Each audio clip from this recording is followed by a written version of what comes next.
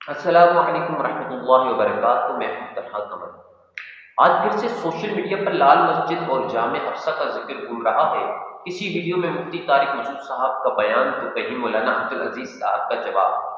عوام بھی دو حصوں میں بٹ چکی ہے۔ کچھ لوگ کہتے ہیں کہ مفتی طارق مسعود صاحب ٹھیک ہیں اور کچھ لوگ کہتے ہیں کہ مولانا عبدالعزیز صاحب ٹھیک کہتے ہیں۔ اور دراصل بات یہ ہے کہ 2007 میں جب لال مسجد پر حملہ ہوا تھا تو اس وقت کافی شہادتیں ہوئی تھیں۔ شہادتوں میں جو ہے کافی بچے بھی شہید ہوئے تھے، اور مولانا عبدالعزیز صاحب کا کہنا ہے کہ وہاں بہت ساری بچیاں بھی شہید ہوئی تھیں، جبکہ مفتی طارق مسعود صاحب کہہ رہے ہیں کہ وہاں بچیاں شہید نہیں ہوئی، کوئی ایک بچی بھی شہید نہیں ہوئی، یعنی لڑکیاں شہید نہیں ہوئی۔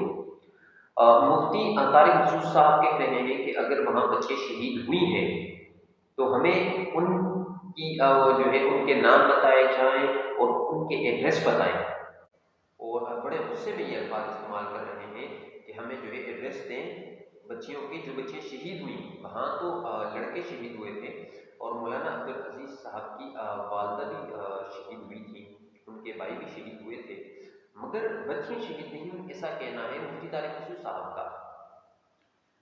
تو عوام جو ہے وہ تقریباً عوام مفتی طارق مسعود صاحب کے خلاف ہو چکی ہے اس بات کو لے کر۔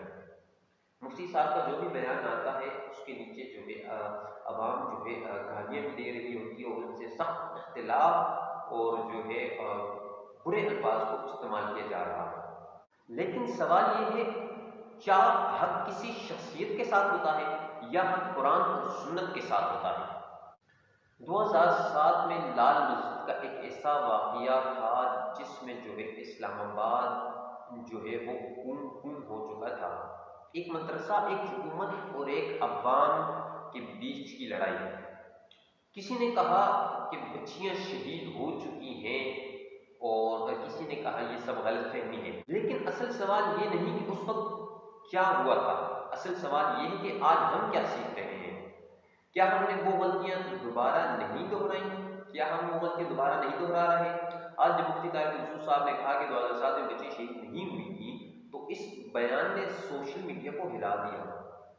تو اس بات کو لے کر جو ہے کافی سوشل میڈیا پر فساد اور لڑائی اور جھگڑے چل رہے ہیں۔ بہت سے لوگوں کا جو ہے مفتی طارق مسعود صاحب سے جو ہے اختلاف ہو چکا ہے، وہ ان کے خلاف ہو چکے ہیں۔ اب عوام جو ہے وہ دو حصوں میں بٹ چکی ہے۔ کچھ کہتے ہیں کہ مفتی طارق مسعود جھوٹ بول رہے ہیں، اور کچھ کہتے ہیں مولانا عبدالعزیز غلط سمجھ رہے ہیں۔ لیکن میرے بھائیوں، کیا ہم نے کبھی سوچا کہ ہم خود کس علم پر اپنی رائے دے رہے ہیں؟ قرآن میں جو ہے قرآن نے ہمیں ایک سیدھا اصول دیا، ایک ایمان والوں اگر کوئی خبر لے کر آئے تو اس کی تحقیق کرو، یعنی پہلے تحقیقات کرو پھر فیصلہ کرو۔ لیکن ہم کیا کرتے ہیں، ایک کلپ دیکھی، ڈائریکٹ اس پر کمنٹ لکھا، گالی دی، اور سمجھا کہ میں دین کا دفاع کر رہا ہوں۔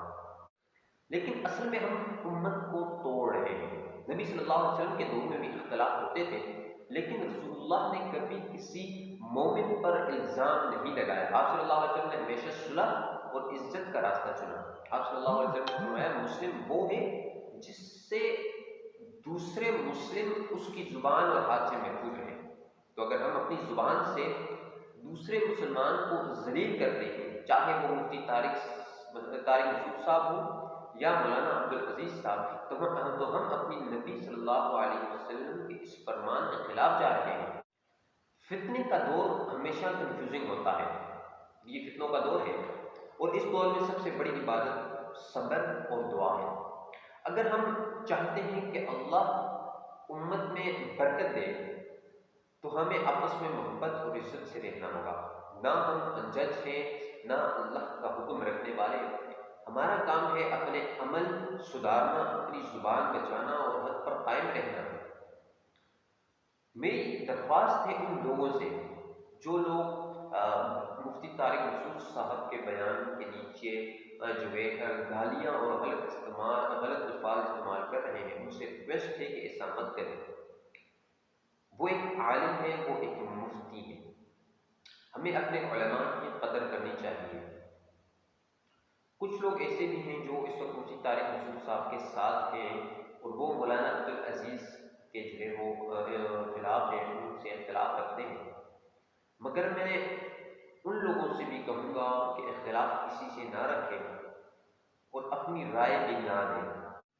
آخر میں صرف اتنی سی دعا کروں گا کہ یا اللہ ہمیں فتنوں سے بچا، ہمیں حق کی پہچان دے اور ہمیں ان لوگوں میں شامل کر جو امت کو جوڑنے والے ہیں، توڑنے والے نہیں۔ ہمیں توڑنے والوں میں نہ رکھ، ہمیں جوڑنے والوں میں رکھ، ہمیں امت کو جوڑنے والوں میں رکھ۔ سب کہیں آمین، کمنٹ میں آمین ضرور کہیں۔ انشاءاللہ ملتا ہوں نیکسٹ ویڈیو میں۔ خدا حافظ۔